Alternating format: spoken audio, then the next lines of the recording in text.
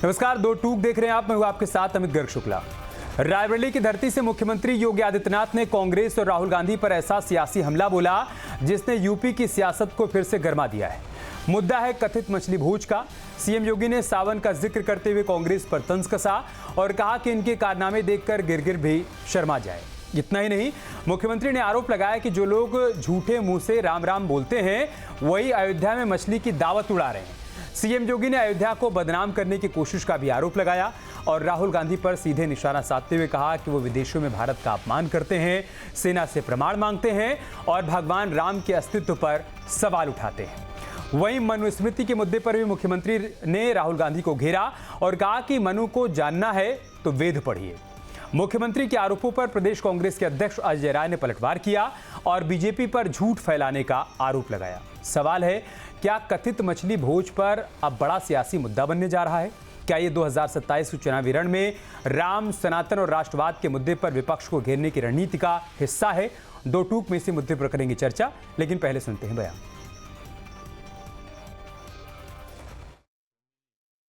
कल कांग्रेस के प्रदेश अध्यक्ष का आपने आचरण देखा होगा। हनुमानगढ़ी में दर्शन करने जाते हैं और बाहर जाकर के मछली का दावत उड़ाते हैं, ये राम राम चिल्लाते हैं।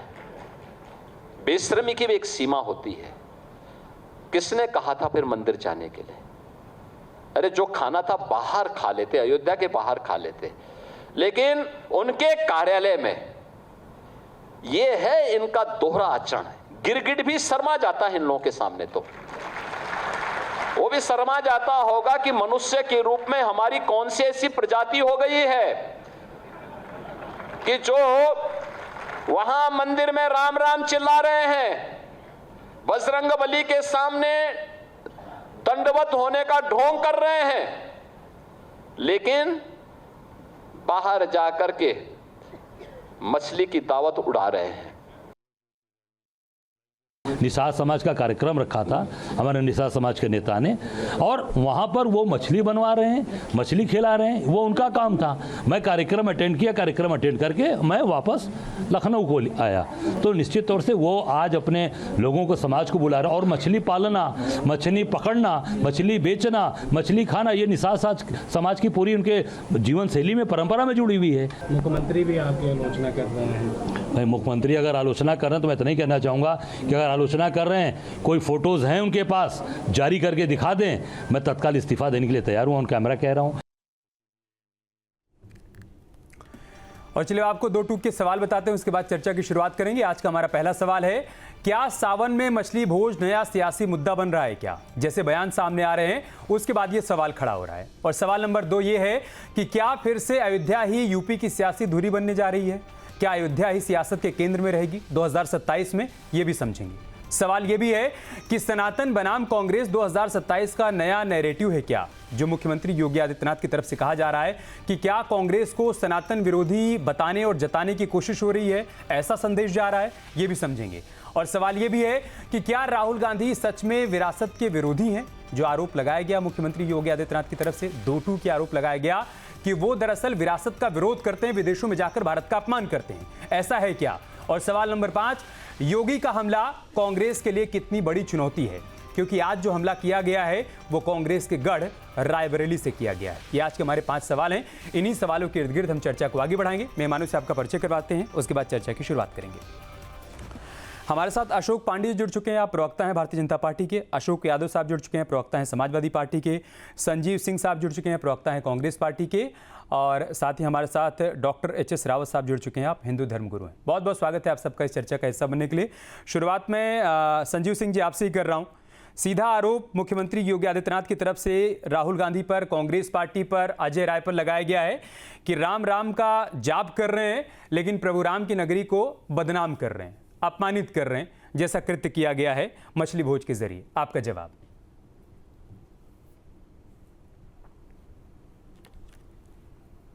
देखिए, पहली बात कि योगी आदित्यनाथ की सरकार हो या नरेंद्र मोदी की सरकार हो, हर मुद्दे पर विफल रही है।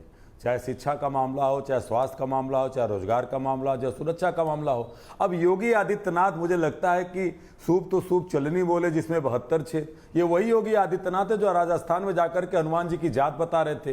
ये वही योगी आदित्यनाथ है जो कह रहे थे कि हनुमानगढ़ी की सीढ़ियों पे नमाज पढ़ी गई थी, जबकि अच्छी तरह मालूम है कि महंत श्री के बगल में आश्रम में वहाँ पे रोजा इफ्तार के समय नमाज पढ़ी गई थी और उसके बाद कुछ लोग जाकर के मस्जिद में जो है हनुमान चालीसा पढ़े थे। ये वही योगी आदित्यनाथ है कि अभी इनके राष्ट्रीय अध्यक्ष लखनऊ में आए थे नितिन नवीन, तो हनुमान जी को भारतीय जनता पार्टी का करिंदा बना करके सड़कों पे टहला रहे थे। ये बात करेंगे। आज जिस कार्यक्रम को लेकर के कहा जा रहा है कि अजय राय जी उत्तर प्रदेश के कांग्रेस के अध्यक्ष अयोध्या में गए मछली खाए, अरे वो तो सीधे कह रहे हैं कि वीडियो दीजिए। असल बात यह है कि सीधे सीधे ये सरकार उन दलितों के ऊपर भी हमला कर रही है। मछली का कारोबार कौन करता है, मछली को कौन खाता है? अधिकतर दिखे जो माझी, केवट, मल्लाह समाज के लोग ये इसका कारोबार करते हैं और अपने भोज बात उनके रीति रिवाज में है। लेकिन अजय राय वहां खाने का काम तो नहीं किए। अभी सावन के महीने में इनके राष्ट्रीय अध्यक्ष मीट मछली खा रहे हैं। बिहार में अभी पता चला, अभी बांकीपुर विधानसभा में हो रहा था, वहां मीट मुर्गी पसरा गया।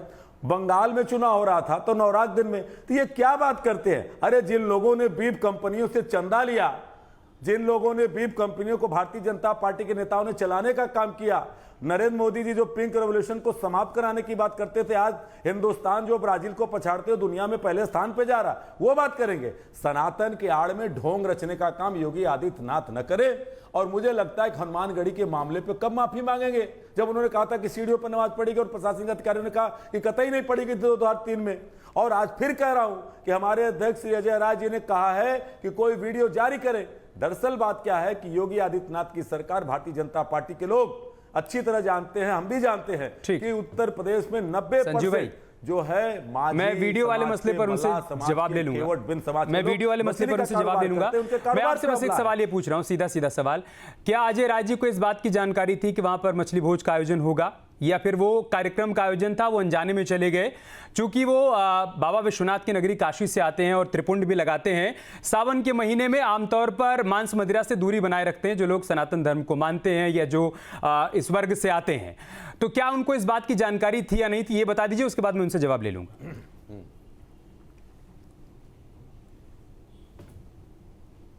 हाँ, बहुत अच्छे सवाल आपने पूछा, उसका थोड़ा समय दीजिएगा। जिस बनारस से हमारे अजय राय जी आते हैं, उसी बनारस से देश के प्रधानमंत्री नरेंद्र लोकसभा चुनाव जीत करके गए हैं। उस बनारस में आपने मीट मुर्गा मछली पे आपने पाबंदी लगा दी। हम जानते हैं कि संवैधानिक रूप से आप किसी के वैध व्यवसाय को बंद नहीं करा सकते। अगर आपको मीट मुर्गा मछली से आस्था आपकी भंग होती है तो शराब की दुकानें क्यों चलती हैं? बनारस में तमाम KFC के जो वहां पे हैं, तमाम वहां पे मुर्गे बिकते हैं, नॉनवेज बिकते हैं, योग क्यों चलता है? पब क्यों चलते हैं? भांग क्यों बिकती है? तो ये पूरा प्रोपेगेंडा, एक जो छोटे जो कमजोर लोग हैं, बड़े बड़े होटलों में मीट मुर्गा शराब मिलेगी और छोटे छोटे व्यवसायियों को आपने संजीव भाई मछली बंद कर दिया। संजीव भाई, संवैधानिक रूप से गलत चीज संजीव भाई, और अगर मुझे बिल्कुल समझ में नहीं आता कि सीधे सवालों का सीधा जवाब क्यों नहीं मिलता। प्लीज, हो गया, आपकी बात आ गई सर। मैंने एक सीधा सा सवाल पूछा था, मुझे बिल्कुल समझ में नहीं आया कि आप उसका सीधा जवाब क्यों नहीं दे पाए। सुनिए एक सेकंड संजीव भाई, देखिए इतनी देर तक आप बोल रहे थे, मैंने टोका टाकी नहीं की ना, आप इतनी देर तक बोल रहे थे। मैंने प्लीज संजीव भाई, प्लीज रिक्वेस्ट किया जाए तो मना करिए प्लीज। के नाम पे नंगा नाच बंद करें। ठीक है सर, कौन नंगा नाच कर रहा है, कौन नहीं कर रहा है, वो सब जानते होंगे और सब देख भी रहे हैं। प्लीज अब मैं जो कह रहा हूं उसको सुनिए, ऑडियो डाउन करिएगा। सर, ये जैसे क्लासरूम में जब मास्टर साहब किसी बच्चे से पूछते हैं कि राहुल बताओ तुमने होमवर्क क्यों नहीं किया, या होमवर्क किया है नहीं किया है, तो वो दो टूक जवाब नहीं दे पाता कि मैंने किया है नहीं किया है। नहीं करने के हजार बहाने वो बताता है कि बिजली चली गई थी, मम्मी वहां चली गई थी, पापा वहां चले गए थे, ये हो गया था, वो हो गया था, पिंटू ने भी नहीं किया, बबलू ने भी नहीं किया, इसलिए हमने भी नहीं किया। सीधा सा जवाब ये है कि नहीं मास्टर साहब मैं नहीं कर पाया, मैं उसको करूंगा, ये जवाब है। वो जवाब नहीं दिया जाता, दुनिया भर की बातें हो जाती हैं। बाकी मैं जवाब ले रहा हूं अशोक पांडे जी से। अशोक जी, अजय राय जी सीधा चैलेंज कर रहे हैं, वो कह रहे हैं आप एक फोटो दिखा दीजिए। नहीं आ रही संजीव भाई, आवाज नहीं आ रही। आप जब तक बोल रहे थे आपकी आवाज आई, अभी अब दूसरे की बारी, अब सुनिए धैर्यपूर्वक आप। अशोक पांडे जी, अजय राय जी सीधा चैलेंज कर रहे हैं कि आप एक फोटो एक वीडियो दिखा दीजिए, अगर कहीं पर मैं मच्छी खाता हुआ नजर आ जाऊंगा मैं इस्तीफा दे दूंगा। क्यों बदनाम कर रहे हैं आप लोग उनको? देखिए, पहली बात तो यह है कि वो राम मंदिर क्यों दर्शन करने क्यों चले गए? ये तो वही कांग्रेस है जिसने सुप्रीम कोर्ट में हलफनामा दिया था कि राम सीता वास्तविक पात्र ही नहीं है, तो कैसे हनुमानगढ़ी चले गए? स्टालिन के साथ मिलकर सनातन को उखाड़ फेंकने की कसम राहुल बाबा खाए थे, कैसे अयोध्या चले गए?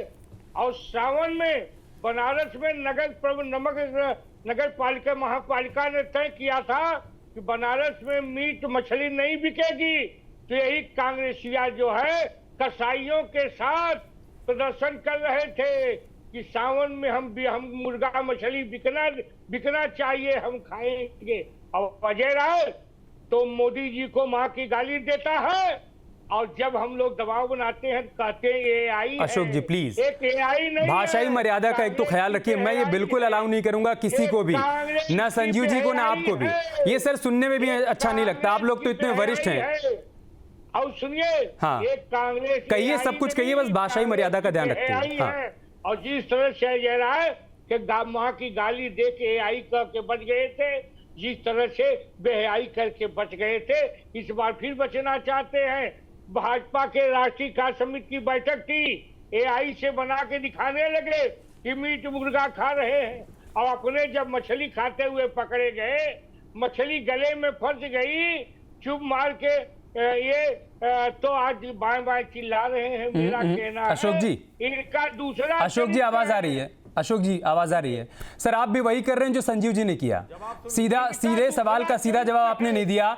वो कह रहे हैं कि आप एक फोटो एक वीडियो दिखा दीजिए, अगर ऐसा है तो मैं इस्तीफा दे दूंगा। आपके पास कोई फोटो और वीडियो है अजय राय के मछली खाने का? ये लोग तो एआई से बना लेते हैं। तो आप क्या एआई से बना के देंगे? हम दिखा देंगे। आप एआई से बना के देंगे? जी नहीं, बिल्कुल मैं। तो अभी दिखा दीजिए ना, अभी दिखा दीजिए। अभी इसी डिबेट के दौरान मैं संजीव जी को चैलेंज कर दूंगा, क्या इस्तीफा देंगे क्या अजय राय जी? ये वही है जो मोदी को वहां की गाली दे के। अरे सर नहीं, आज हम वो गाली पर डिबेट नहीं कर रहे हैं। प्लीज प्लीज अशोक जी, मुद्दे पर रहते हैं। आज हम गाली पर डिबेट नहीं कर रहे हैं ना। अगर आपके पास कोई फोटो और वीडियो है तो दिखा दीजिए sir.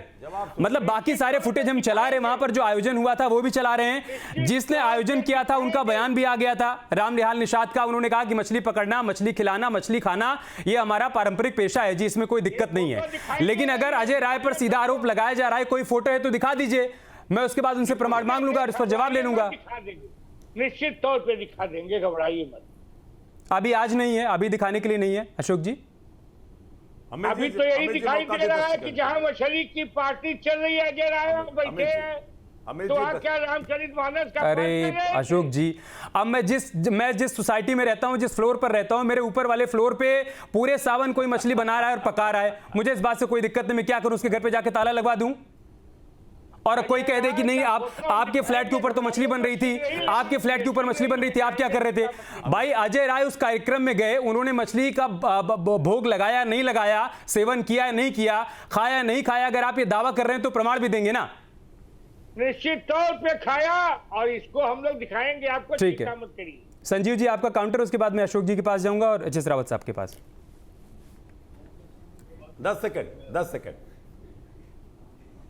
10 second. Amit ji, hello. हाँ जी आप बोलिए अब संजीव जी। अमित जी आपकी आवाज आ रही है सर, बोलिए। मैं ये कह रहा था कि आप पहले एक चीज तो पूरी बात को हमारे आपने सुना नहीं, जो वाराणसी की, हाँ पूरी बात सुन लीजिएगा। संवैधानिक अधिकार देता है, आर्टिकल 1916 के तहत कोई भी व्यक्ति वैध व्यवसाय कर सकता है, मीट मुर्गा मछली बेचना। आस्था के तहत अगर आप कहेंगे तो उत्तर प्रदेश सरकार के पास कोई शासनादेश नहीं है, ये अनकॉन्स्टिट्यूशनल है, जिसको लेकर के हमने कहा कि गलत काम कर रहे हैं। और कौन बेचता है मीट मुर्गा मछली? बिंद केवट समाज, खटिक समाज के लोग बेचते हैं, तो गरीब हैं। आप बड़े बड़े होटलों में मीट मुर्गा मछली बिचवाएंगे, शराब बिचवाएंगे, वहां आस्था नहीं जाती। दूसरी बात कि आज जिस तरह से अजय राय जी ने कहा कि कोई वीडियो हो तो दिखाइए, मैं इस बात को कह रहा हूं कि बिंद केवट समाज का, उनका किसी भी रीति रिवाज में, किसी भी उनके कार्यक्रम में इनका खान पान है।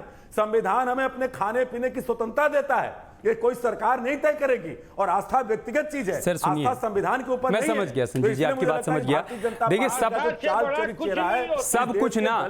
सब कुछ संविधान की दलील देकर ही तो जस्टिफाई नहीं किया जा सकता ना, नैतिकता भी कुछ होती है, सामाजिकता भी कुछ होती है। संजीव भाई इतना आप भी जानते होंगे कि अगर पड़ोस में किसी की मृत्यु होती है तो हमारे यहाँ चूल्हा नहीं जलता। अब ये संविधान में तो कहीं नहीं लिखा है संजीव भाई, ये संविधान। संजीव भाई 1 सेकंड, आपके साथ दिक्कत क्या है ना, आप बोलते हैं मैं कोई इंटरप्शन नहीं करता, मैं उसमें कुछ ऐड करने लगता हूं तो आपको दिक्कत होने लगती है। मैं कहता हूं कि सामाजिकता कुछ होती है, व्यवहारिकता कुछ होती है, नैतिकता कुछ होती है। हमारे पड़ोस में किसी के घर में अगर कोई दुख होता है, शोक होता है, किसी का देहांत होता है, तो हम चूल्हा नहीं जलाते हैं। यह है नैतिकता, यह है व्यवहारिकता, यह है सामाजिकता। ऐसे अगर सावन में मान लीजिए कांवड़िए जल चढ़ाने जा रहे हैं और उनको लग रहा है कि बाबा भोले की नगरी में हमारी आस्था को ठेस नहीं पहुंचनी चाहिए, और उसको ध्यान में रखते हुए कोई फैसला लिया जाता है, तो उसको उसी चश्मे से देखिए ना, उसको आप संवैधानिक चश्मे से क्यों देख रहे हैं? बाकी मैं आपके पास आऊंगा, दो और मेहमान हैं, उनको चर्चा में शामिल कर लूं। अशोक यादव जी आ गई सर, आपकी बात अब बाकी लोगों को भी बोलने दीजिए। मैं दूसरे राउंड में आपके पास आऊंगा। संजू भाई, 1 to 1 डिबेट नहीं करते ना, 30 मिनट का समय होता है, सबको शामिल करना होता है। अशोक जी, क्या वाकई में ऐसा है क्या कि विरासत का सम्मान नहीं किया जा रहा है? मुंह में राम बगल में छुरी, मतलब राम राम जपा जा रहा है, लेकिन राम ने जो आदर्श दिखाया, जिस रास्ते पर चलने की बात कही, उसका पालन नहीं किया जा रहा है। प्रभु राम की नगरी में जाकर सावन के महीने में मछली भोज में शामिल होना, यह महज संयोग है या कोई राजनीतिक प्रयोग है? चूंकि आपने अमित जी राम का नाम ले लिया और राम के आदर्शों की बात कर दी आपने, तो राम के आदर्श और राम की बात करने वाले लोग आज इनकी स्थिति क्या हो गई है, न निगलते बन रहा है न उगलते बन रहा है। राम के नाम लेते ही भाजपा डर जाते हैं। जैसे इन्होंने कहा अभी पांडे जी ने कि मछली का कांटा गले में फंस गया, तो ऐसे ही भगवान राम का नाम लेते ही भाजपाइयों के हलक सूख जाते हैं, तुरंत उठा के पानी पीने लगते हैं कि क्या करें, भगवान राम का नाम लें कि न लें, क्योंकि खजाना इन्होंने लूटा भगवान राम का, तो इसलिए राम के नाम पे इनको थोड़ा सा दिक्कत होने लगती है। तो रह गई बात नैतिकता की। नैतिकता की बात यह है कि नॉर्थ ईस्ट के जो प्रदेश हैं, जहां पे भारतीय जनता पार्टी कई राज्यों में फुल फ्लेज में है, कई राज्यों में बहुमत समर्थन दिए हुई वहां की सरकारों को, लेकिन वहां पर जो बीफ को प्रमोट किया जाता है, बीफ पे कोई सवाल नहीं करता है। यहाँ पे हिंदी भाषी प्रदेशों में भारतीय जनता पार्टी के लिए गाय क्या हो जाती है, माता, और वहां के लिए गाय माता नहीं रहती है। तो आप ये बताइए कि आपका पैरामीटर, आपकी नैतिकता राज्य दर राज्य क्यों बदलती है? हमारे जो शंकराचार्य जी लगातार मांग कर रहे हैं कि गाय को राष्ट्रीय पशु घोषित किया जाए और पूरे देश में गो हत्या पर पूर्ण प्रतिबंध लगाया जाए। आप बताइए ऐसा हो रहा है? उनके ऊपर लाठियां चलाई जा रही हैं, इस बात की डिमांड के लिए उनके ऊपर लाठियां चलाई जा रही हैं। अमित जी, तो आप ये ना कहिए कि भारतीय जनता पार्टी के लोग बड़े नैतिक हैं, बड़े सुविचार हैं, बड़े धार्मिक हैं, ये कुछ नहीं है। जैसे आपने एक कहावत कही ना, मैं दूसरी कहावत कर, 100 चूहे खाकर बिल्ली चली हज करने, तो भाजपा वैसे ही हैं। इनके विधायक हैं लोनी से, गाजियाबाद से नंद किशोर गुर्जर, उनकी बयान तो अशोक जी उन्होंने दिया कि उन्होंने कहा 50,000 गायें योगी सरकार में प्रतिदिन काटी जा रही हैं। अब बताए इतना बड़ी गो हत्या का पाप किसके ऊपर लगना चाहिए? आप ठीक है, आपने सवाल किया कि मछली खाना है, सावन में नहीं खाना है, कांग्रेस के साथी बैठे हैं, उसका जवाब दे रहे हैं वो। लेकिन मैं कह रहा हूं कि नैतिकता की बात करने वाले, गाय माता की बात करने वाले, गोमूत्र की बात करने वाले लोग क्यों माँ बदलते रहते हैं? माँ कोई बदलता है क्या? अशोक जी काउंटर करना चाहते हैं, आगे सर आपकी बात आई अशोक जी। सबसे बड़ी बात तो उसके बाद रावत जी मैं आ रहा हूँ। जी शंकराचार्य जी की बात कर रहे थे, इनकी सरकार थी तो उन्हें गोदौलिया पर बुरी तरह इन लोगों ने पीटा था। उनके गुरु को स्वरूपानंद जी को चुनार के किले में बंद किया था। ये सत्ता से बाहर, लेकिन अब तो जाके पैरों में बैठ रहे हैं ना, अब तो जाके अखिलेश जी पैरों में बैठ रहे हैं। सत्ता से बाहर रहते तो यही करते हैं। पहले कहते सपा मतलब सत्ता पाओ, फिर सपा मतलब सबको पीटो। इनका पीडीए रोज बदलता रहेगा। ये दूसरे लोग हैं, ये राम भक्तों के लहू से सरजू की धरती को लाल करके अपने को पापी नहीं मानते, हमें पापी कह रहे हैं। और सबसे बड़ी बात यह है कि जो पाप इन लोगों ने किया है, अक्षम्य पाप, उसके लिए कभी इन लोगों ने क्षमा तक नहीं मांगी। इनका दूसरा चरित्र, ये लोग क्या बात करेंगे? ठीक, एच.एस. रावत जी को लाइए। एच.एस. रावत जी, जब भी ये सवाल पूछा जाता है किसी के खान पान को लेकर, तो दलील दी जाती है संविधान की, और कहा जाता है कि संविधान ने सबको बोलने की, रहने की, खाने पीने की, हर चीज़ की आज़ादी दी है। कौन होता है पाबंदी लगाने वाला कोई, कि कौन क्या खाए और क्या ना खाए? क्या वाकई में ऐसा है क्या? मतलब अजय राय जी अगर ऐसे किसी कार्यक्रम में चले गए तो इस पर हाय तौबा होनी चाहिए या नहीं होनी चाहिए? आपका क्या रुख है?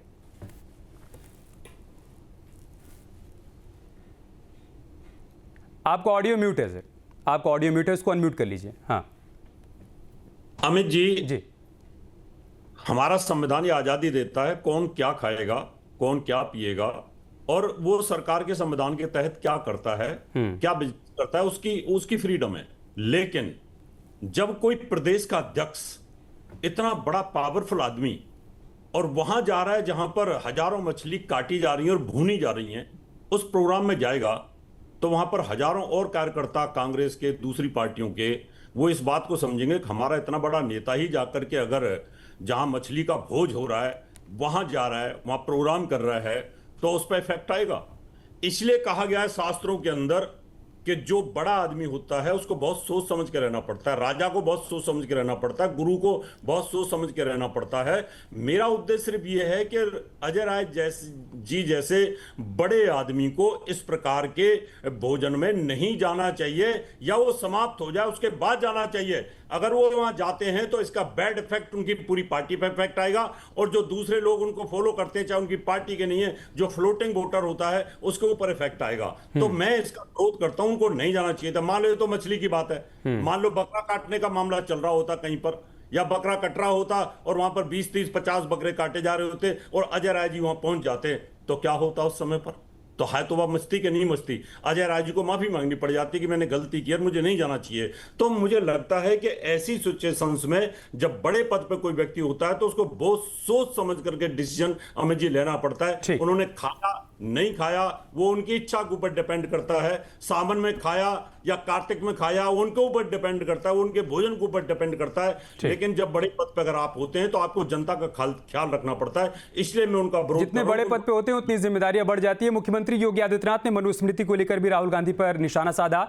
अभी 2 दिन पहले राहुल गांधी की तरफ से जो बयान दिया गया था मनुस्मृति को लेकर, उस पर मुख्यमंत्री ने हमला बोलते हुए क्या कहा है वो सुन लेते हैं, उसके बाद चर्चा को आगे बढ़ाएंगे।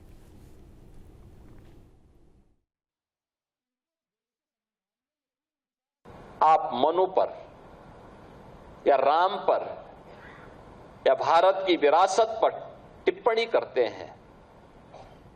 मनु को जानना है तो आप अथर्ववेद पढ़िए, शतपथ ब्राह्मण पढ़िए, मत्स्य पुराण पढ़िए,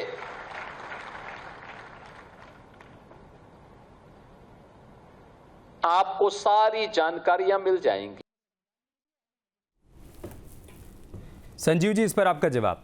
वो कह रहे हैं अगर आपको मनुस्मृति को जानना है तो पहले आप वेदों को तो पढ़िए, उसके बाद मनुस्मृति पर कोई बयान दीजिए।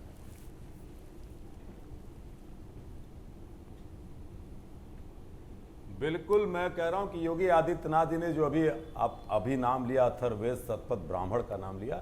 मैं भी इलाहाबाद यूनिवर्सिटी का एंशिएंट हिस्ट्री का छात्र हूं। योगी आदित्यनाथ भारतीय जनता पार्टी के प्रवक्ता कहते कि शतपथ ब्राह्मण पढ़ेंगे कि उसमें गोमांस किसको परोसा जाता था, कब परोसा जाता था, इसका ज्ञान ले लें। दूसरी बात, देश 1947 को जब आजाद हुआ तो देश की सबसे पवित्र ग्रंथ गीता, कुरान, बाइबिल और गुरुवाणी नहीं है, इस देश का संविधान है और उस संविधान के तहत देश चलेगा। ये वही लोग हैं ना जो कहते थे तिरंगे को नहीं मानेंगे, हम भगवा को राष्ट्रीय ध्वज मानेंगे, तो आज वो लोग मनुवाद की बात करेंगे। तो राहुल गांधी जी ने कहा कि देश संविधानोत्तर चलेगा, वो मनुवाद से नहीं चलेगा। और ये लोग भगवान राम की महिमा बताएंगे। संजीव भाई, चल भी नहीं रहा है राम का चढ़ावा। संजीव भाई, देश मनुवाद से चल भी नहीं रहा है, देश संविधान से चल रहा है। संजीव भाई सुनिए, मैं आपकी बात के साथ एग्री कर रहा हूं, ये देश संविधान से चल रहा है, मनुवाद से नहीं चल रहा है। मुझे नहीं मालूम है आपने मनुस्मृति पढ़ी या नहीं।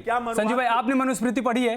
नहीं तो योगी जी सुनिए, ये नहीं, पहले बताइए आपने पढ़ी है? मैं पढ़ा हूं। मैंने नहीं पढ़ी है। पूछे क्यों? अब आप मुझसे पूछे क्यों? आप मुझसे पूछे क्यों? समय नहीं दे पाएंगे। नहीं, मुझे उस पर जाना ही नहीं है। मैं कह रहा हूं मैंने नहीं पढ़ी है। अब आप मुझसे पूछे मैंने क्यों नहीं पढ़ी, आप वो पूछिए।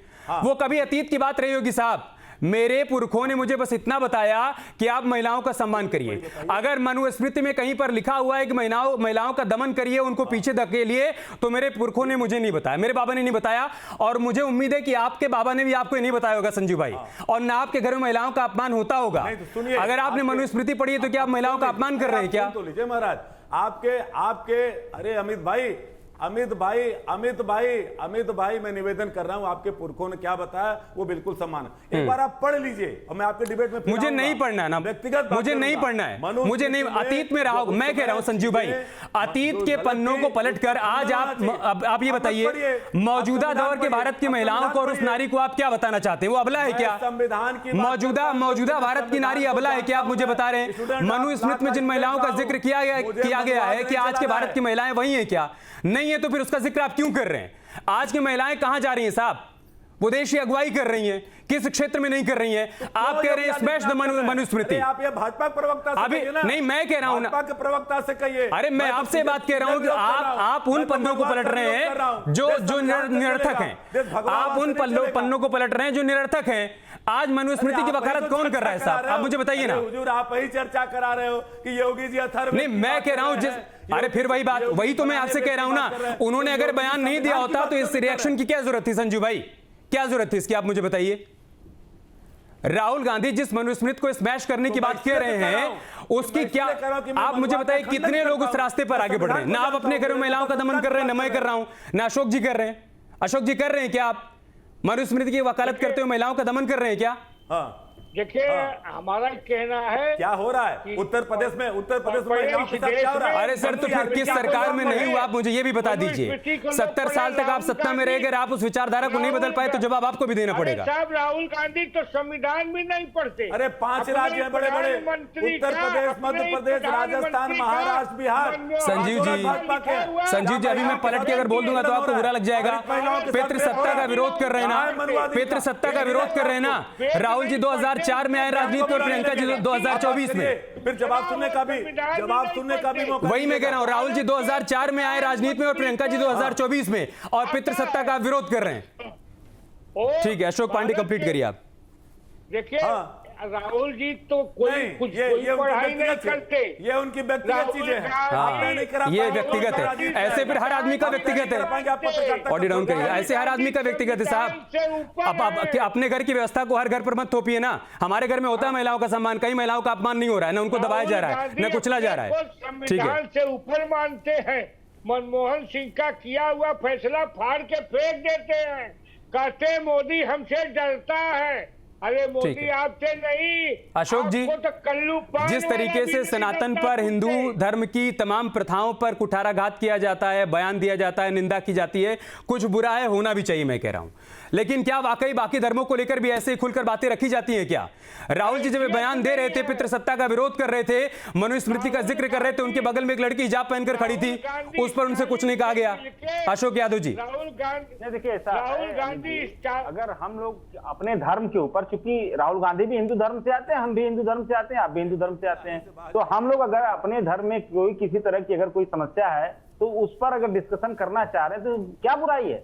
अगर मनुस्मृति की जिस श्लोक की बात वो कर रहे हैं, ध्यान यहां सेलेक्टिव हो जाएंगे, यहां सेलेक्टिव हो जाएंगे, बाकी जहां बुराई है उसका जिक्र नहीं करेंगे। जिस मंच से आप महिलाओं के दमन का इतिहास भूगोल बता रहे हैं, उसी मंच पर खड़ी एक और महिला के दमन का इतिहास भूगोल आपको बताना पड़ेगा ना, ये नहीं बताएंगे, वहां सेलेक्टिव हो जाएंगे। एच.एस. रावत साहब, बहुत आसान है क्या? अमित जी, जैसे अभी अशोक जी ने कहा, संजीव जी ने कहा, राहुल गांधी जी ने जो बात करी महिलाओं की, फिर तो उनको 3 तलाक को भी हाँ कर लेना चाहिए कि हाँ भाई ठीक डिसीजन लिया भारतीय वहां चुप्पी थी, वहां चुप्पी थी, वहां टेप लगा हुआ था। अशोक जी बोले हाँ भाई बिल्कुल फैसला था 3 तलाक वाला, बोल के बताएं ये दोनों। अशोक जी, रावत जी, देखिए हम लोग, मैंने पहले कह दिया कि हम अगर हिंदू समाज से हैं तो हम हिंदू समाज में अगर कोई समस्या है तो उससे बात करेंगे। कोई अगर मुसलमान समाज से, अगर मुसलमान समाज टारगेटेड नहीं होना चाहिए और सिलेक्टेड नहीं होना चाहिए। बात करिए, जहां कहीं कुछ भी कमी है, गलती है, उसको दुरुस्त करिए, लेकिन टारगेटेड और सिलेक्टेड नहीं होना चाहिए। लोगों को समझ में आता है साहब। और आज जिस नारी को आप अबला बता रहे हैं वो अबला नहीं है, वो हर क्षेत्र में इस वक्त लीडर के रूप में आगे बढ़ रही है। तो अगर आप भारत के इतिहास भूगोल के पन्नों को पलटकर मौजूदा नारी को संदर्भित कर रहे हैं, उसकी तुलना कर रहे हैं, उसकी व्याख्या कर रहे हैं, तो आप गलत कर रहे हैं, आप गलत पिच पर हैं। मौजूदा भारत में नारी कहां पर है उसका जिक्र करिए। इतिहास के पन्नों को पलटने से कोई फायदा नहीं होने वाला है। बहुत बहुत शुक्रिया आप सभी का हमारे साथ जुड़ने के लिए।